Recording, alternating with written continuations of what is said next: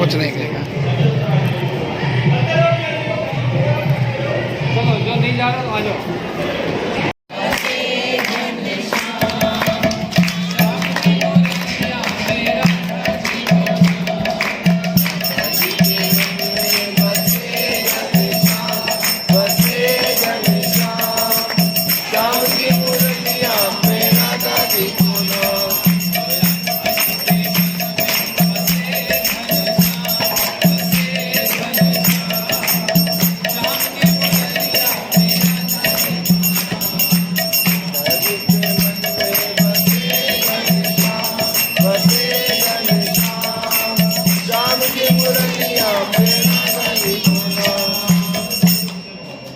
इसलिए तभी से ही ये मुख्य कारण है, गुरुजी बोलते थे ये मुख्य कारण है कृष्ण का मथुरा जाना और वहां से फिर द्वारका जाना। और जितने सारे कारण हैं वो सारे गौण हैं, सेकेंडरी। मुख्य यही है राधा जी को उस मेरे का स्वादन करना और मैं भी उस मेरे का स्वादन करूंगा। भगवान मिलन का स्वादन करते हैं, लेकिन एक होता है विप्रलम्ब, मेरे का स्वाद। श्री राम जी ने भी यही किया। रावण की क्या शक्ति सीता जी को ले जाए, लेकिन वहां पर सीता जी कौन सी वाटिका में बैठी है? अशोक का मतलब क्या होता है? जहाँ शोक नहीं होता। और राधा जी वहां पर शोक मना रही है, रो रही है, राम राम कर रही है, राम राम राम। अशोक है, शोक नहीं है। राम जी के नाम का और राम जी के विरह का आस्वादन करते हैं। ऐसे ही कृष्ण लीला में, यही नंदगांव में जो प्रेम सरोवर है, यहीं से प्रेम का परिचय प्राप्त होता है। भगवान के राधा जी के अश्रुओं से, आंसुओं से वो सरोवर बना है, वो प्रेम का प्रतीक है। इसलिए यही कारण है मथुरा में जाकर द्वारका चले जाना। चिरकाल का वो विप्रलम्भा, बिना विप्रलम्बेना संभोग पुष्टिम अश्नु, बिना विरह के मिलन का स्वादन नहीं होता। इससे बहुत बड़ी बड़ी बातें हैं, अभी आप लोग समझ नहीं पाओगे।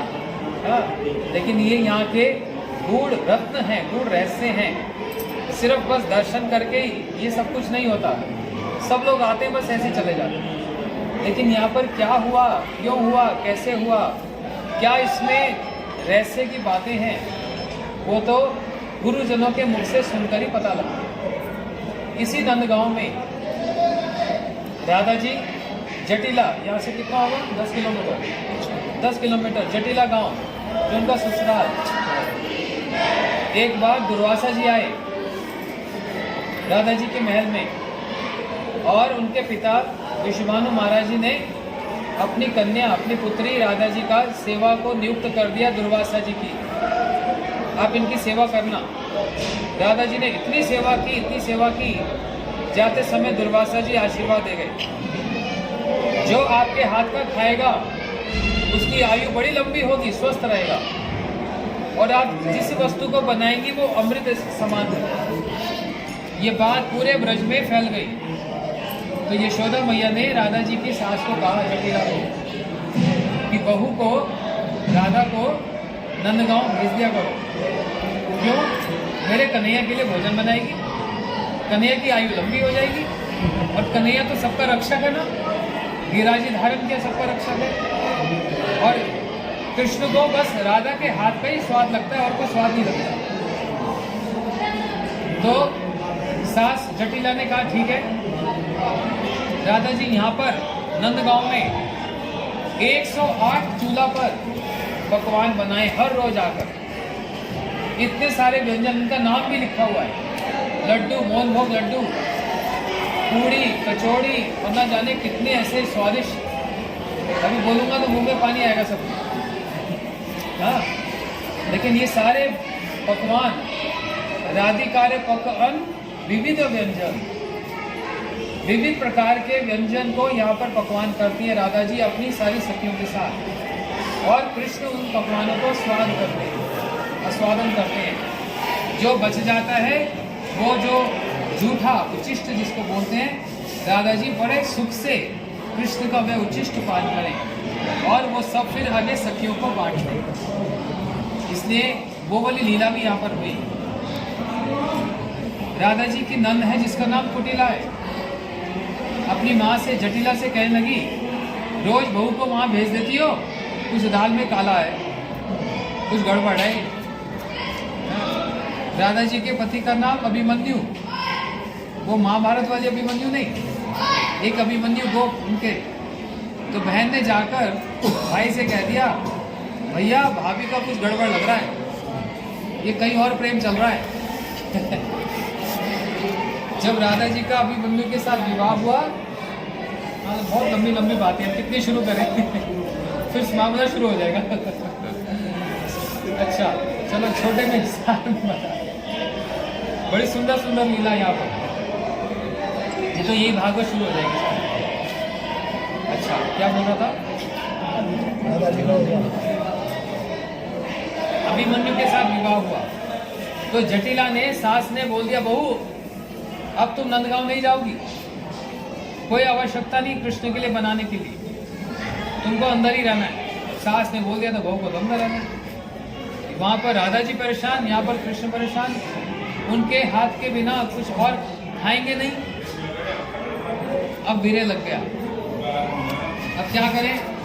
सारे सखा अगर कन्हैया को समझाने लगे, कन्हैया हम कुछ करते हैं। कन्हैया को वेश बदल कर ले गए, कहाँ पर? जटिला के पास जावट में, और राधा जी मूर्छित होकर गिर पड़ी। सारी सखियां कहने लगी क्या हुआ? जटिला पूछने लगी क्या हुआ? सखी ने कहा एक बहुत बड़ा सांप आया, इसको डस गया। तो सास रोने लगी, अरे मैया रे, सांप डस गया, अब कहाँ से सांप निकालूंगी, बहुत ओझा रहता है यहाँ, उसको बुला के लाओ। बड़ी लंबी कहानी छोटे में बता रहा। तो कृष्ण ही स्वयं क्या बन के आ गए? एक गोपी का वेश धारण करके आए। बोलते ये विद्या जानती है सांप के विष को कैसे निकालना।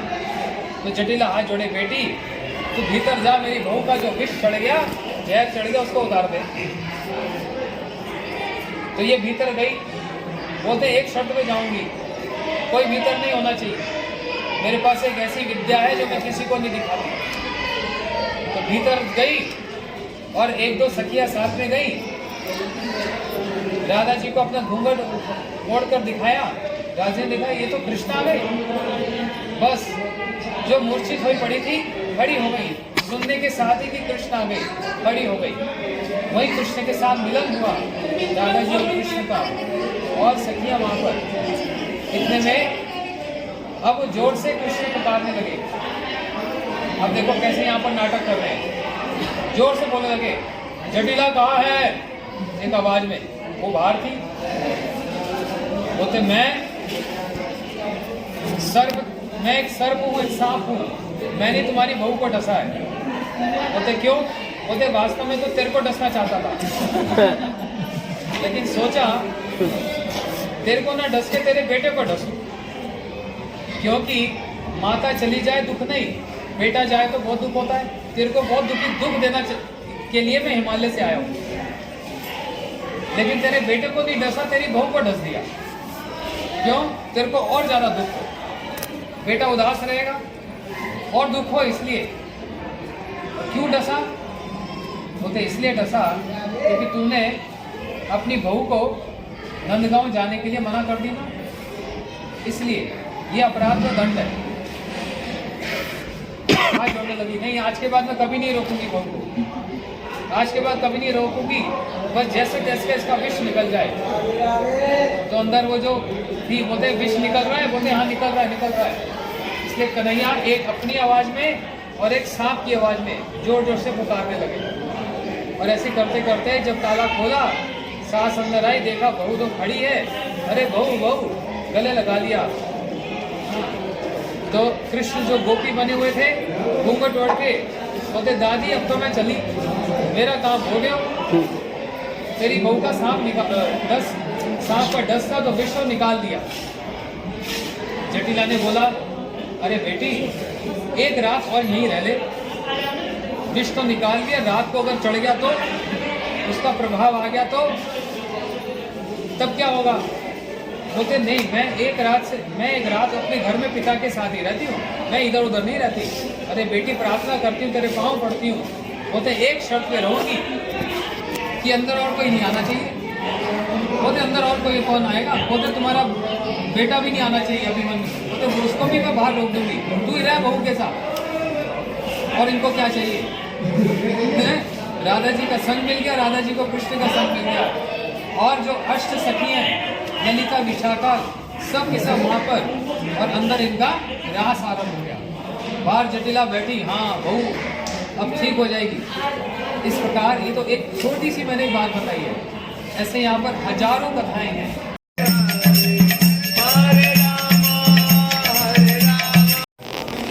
कल हम गोकुल गए थे, गोकुल को भी नंद भवन के नाम से जाना जाता है, ये स्थान नंद भवन के नाम से जाना जाता है।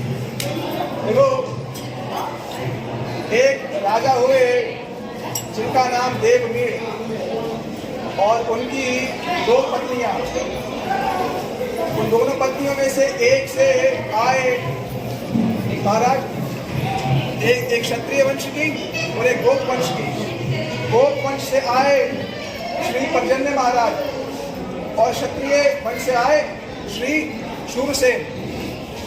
पर्जन्य महाराज के 5 हुए पुत्र, नंद, अभिनंद, सुनंद, उपनंद, नंद, नंदन। तो इन 5 पुत्रों में से नंद महाराज जो थे वह घोड़ों, हमारे आचार्य ने वर्णन किया कि जब तो सामान्यतः यह प्रक्रिया देखी जाती है कि जो सबसे बड़ा है उसी को राजा बनाया जाता है। तो उपानंद जी को कहा कि आपका राज तिलक होगा। अब उस राज तिलक की सभा में सब लोग बैठे, उपानंद जी बैठे हुए थे, लेकिन एक बड़ी विचित्र बात हो रही थी कि जितने भी सभा में बैठने वाले लोग थे सबकी नजर माने एक भंवरे के समान है, और सारे के सारे एक दृष्टि में श्री नंद महाराज की ओर देख रहे हैं। तो उपानंद जी ने कहा पिताजी राज तिलक के लिए नाम तो मेरा ही हुआ है क्योंकि मैं सबसे बड़ा हूँ, लेकिन सभा में बैठे हुए सभी जितने जन हैं उनके नेत्र स्वाभाविक रूप से किसकी ओर जा रहे हैं, नंद महाराज की ओर जा रहे हैं। इसीलिए नाम मेरा उपानंद है। अब इसके 2 अर्थ हो, इसके जो है अर्थ हो सकते हैं। एक अर्थ यह कि जो नंद से बड़े हैं उपानंद, और दूसरा अर्थ जो कि नंद महाराज के अनुगत्य माने उनके पीछे चलना चाहते हैं। तो बोला कि ना केवल बोले नाम तो मेरा उपानंद है, लेकिन गुणों को देखा जाए, जैसा वात्सल्य, जैसा प्रेम, जैसा स्नेह श्री नंद महाराज के हृदय में है अपनी प्रजा के लिए, वो सबसे उपयुक्त है। और हमारी परंपरा तो स्नेह पर आधारित है। हमारे यहाँ कोई कंपटीशन नहीं कि हम राजा बने, हमारी परंपरा स्नेह पर जो पूरी आधारित है। तो ऐसे नंद महाराज जी को राजा बनाया गया, ये वो राजा है। पहले सभी ब्रजवासी जन इसी स्थान पर वास करते थे। कंस का आक्रमण होता था, यहाँ से सब चले गए गोकुल। गोकुल में श्री कृष्ण का जन्म हुआ। जन्म के पश्चात वहाँ पर पूतना, शक्तासुर, अघास यहाँ थे, अनेक असुर वहाँ पर आए। जिस दिन श्री कृष्ण को दाम दंडन किया, हम कल गए थे वहाँ पर, ठाकुर जी कैसे बांधा गया उखड़ से। उसके बाद जब 2 वृक्ष गिरे तब सब ने विचार किया कि यह स्थान भी रहने की उपयुक्त नहीं है। तो गोकुल से सब लोग आ गए। आज को जिसको कहते छठीगढ़ा, उसका वास्तविक नाम है शक्तिगढ़ा। वहाँ रहे कुछ समय फिर काम्य वन गए, काम्य वन से यहाँ आ गए। पूरी की पूरी कृष्ण लीला में कृष्ण एक स्थान से दूसरे स्थान पर घूम रहे हैं। ब्रज शब्द का अर्थ यही होता है कि जो लगातार घूमता रहे। श्री कृष्ण ब्रज में एक जगह पर स्थिर नहीं बैठे, इसलिए हम लोग भी स्थिर नहीं बैठ रहे हैं। पिछले 3 दिन हो गए आप लोगों को सांस लेने का मौका नहीं मिला है, घूमे ही जा रहे ना भाई। ठाकुर घूमे, हम कैसे बैठ रहे हैं भाई? जिस भूमि पर श्री कृष्ण घूम रहे हैं वो सांस नहीं ले रहे हैं, तो हमारी क्या औकात है?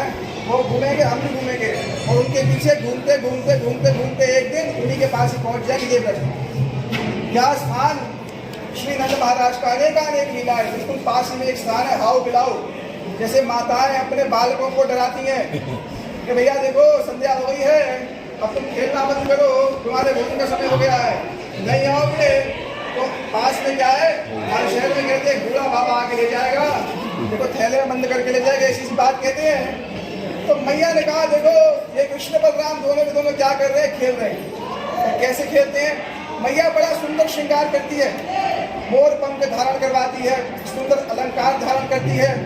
ठाकुर जी के ऐसे अभूतपूर्व नेत्र ने पीताम्बर धारण किया, और बलदेव जी भी सुंदर नीलांबरधारी, दोनों सुंदर श्रृंगार करते हैं। और जूही नंद भवन से बाहर निकलते हैं, पास में नंद कीड़क है, नंद बाबा गौशाला, गौशाला में जाकर के दोनों गोमूत्र स्नापयित्वा गोरजस आभरकम, गोमूत्र में स्नान कर लेते हैं, गोबर में घेर लेते हैं, एक दूसरे पर कीच फेंकते हैं। अब मैया सुंदर करके बाहर भेजे, दोनों भूत बन के अंदर आ जाए। मेरे बालको मैंने तुम्हें सुंदर श्रृंगार किए, क्या किया तुमने? लगता है पहले जन्म में तू सुअर था, तू शुकर था।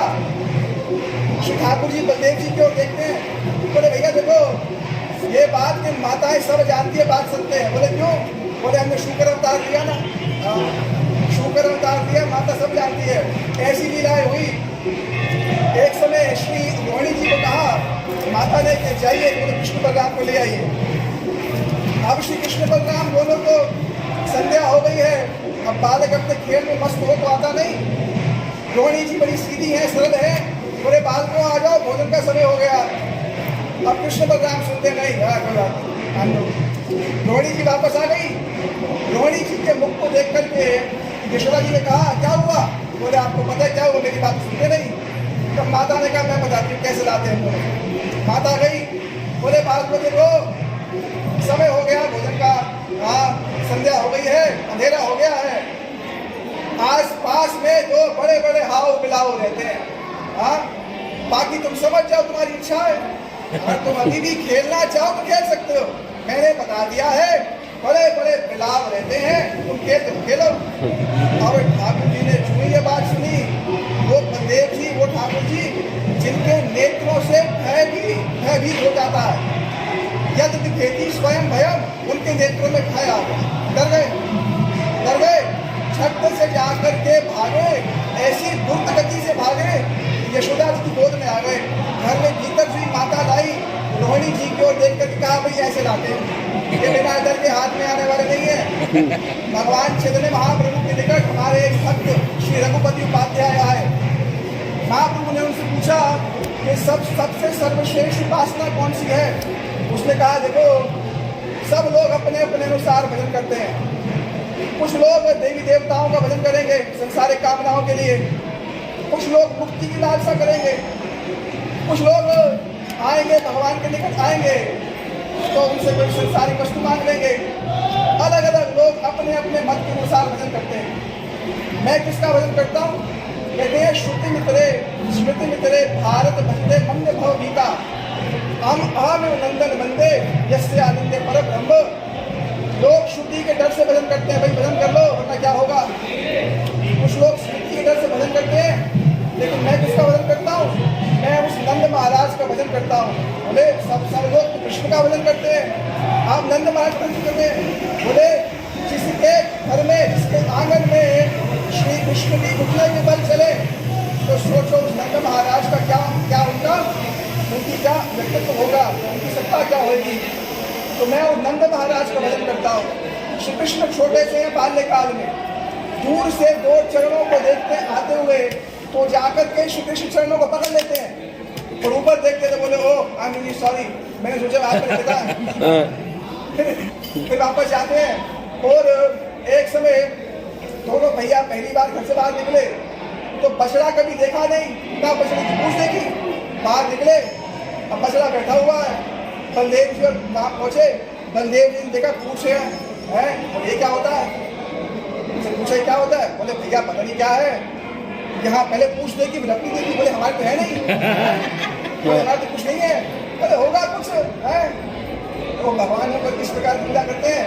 अब इतने में बछड़ा बिदक गया, भाई बछड़े को क्या पता क्या कर रहे हैं, वो तो वहाँ पर इन्वेस्टिगेशन कर रहे हैं, भैया पूछ यहाँ पे हमारे को नहीं है।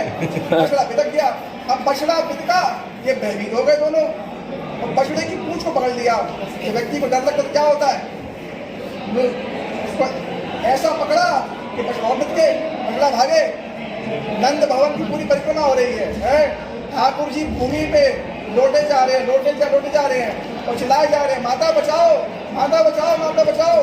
मैया यहाँ पर अपने जितने परिकर हैं उनके साथ बैठ करके घर के लिए कार्य कर रही हैं और सारी गोपांगना हंस रही हैं। ठाकुर जी के चरण में, उनके चरण में नूपुर हैं, नूपुरों की ध्वनि से सारा का सारा नंद भवन, सारे के सारे ब्रजवासियों का हृदय जो है वह गुंजायमान होता है। तो मैया बचाओ वैसे कहने लगे।